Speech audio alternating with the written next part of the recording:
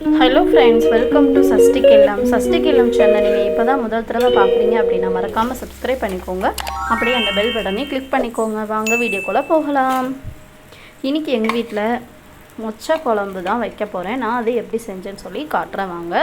அதுக்கு ஒரு கடாயில் 2 டேபிள் ஸ்பூன் அளவுக்கு எண்ணெய் சேர்த்துக்கோங்க. சேர்த்துட்டு வெந்தயமும் பூண்டும் சேர்த்து 1 ஸ்பூன் வெந்தயமும் பூண்டும் நல்லா பொரிஞ்சு வந்ததுக்கப்புறம் நம்ம இதில் சின்ன வெங்காயம் ஒரு பவுல் அளவுக்கு தோல் உரித்து சேர்த்துக்கோங்க. 2 பச்சை மிளகா கீரி சேர்த்துக்கோங்க. கொஞ்சமாக கொத்தமல்லி கருவேப்பிலை சேர்த்துக்கோங்க. நான் மொச்சையை ஓவர் நைட் ஊற வச்சுட்டு காலையில் எந்திரிச்சோடனே ஒரு 7 விசில் விட்டு எடுத்து வச்சுருக்கேன். நான் இன்றைக்கி கத்திரிக்காய் போட்டு தான் அந்த குழம்பு வைக்க போகிறேன்.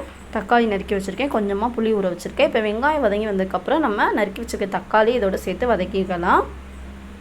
தக்காளி நல்லா மசிய வதங்கி வந்ததுக்கப்புறம் நம்ம எடுத்து வச்சுருக்கிற கத்திரிக்காயை இதோட சேர்த்துக்கலாம். நீங்கள் விருப்பப்பட்டால் முருங்கைக்காய் உருளைக்கிழங்கு கூட போட்டு செய்யுங்க, நல்லாயிருக்கும்.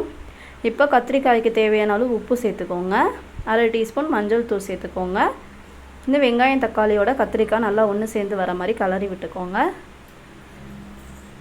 இதில் 2 டேபிள் ஸ்பூன் அளவுக்கு குழம்பு மிளகாய்த்தூள் சேர்த்துக்கோங்க. உங்கள்கிட்ட மிளகாய்த்தூள் இல்லைன்னா 1 டேபிள் ஸ்பூன் தனி மிளகாய்த்தூளும் 2 டேபிள் ஸ்பூன் மல்லித்தூளும் சேர்த்துக்கோங்க.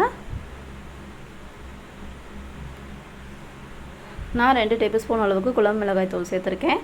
இப்போ மிளகாய்த்தூள் சேர்த்துட்டு நல்லா கலந்து விட்டுக்கோங்க.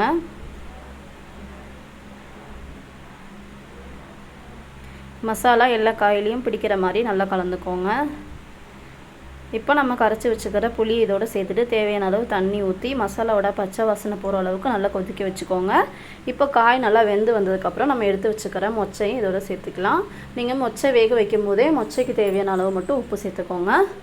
குழம்பு வைக்கும்போது குழம்புக்கு தேவையான அளவு உப்பு சேர்த்துக்கோங்க. அப்போ தான் மொச்சையில் நல்லா உப்பு பிடிச்சிருக்கும். அவ்வளோதான் ஃப்ரெண்ட்ஸ், சூப்பரான ஒரு மொச்சை கொட்டை கத்திரிக்காய் புளி குழம்பு ரெடி ஆயிடுச்சு. இதை இன்றைக்கி எங்கள் வீட்டில் லஞ்சு. அப்போல்லாம் முட்டை ஆம்லேட் வச்சு சாப்பிட்டோம். இந்த வீடியோ உங்களுக்கு பிடிச்சிருந்தா என்னோட சேனலை மறக்காமல் சப்ஸ்கிரைப் பண்ணிக்கோங்க. லைக் பண்ணுங்கள், கமெண்ட் பண்ணுங்கள், ஷேர் பண்ணுங்கள்.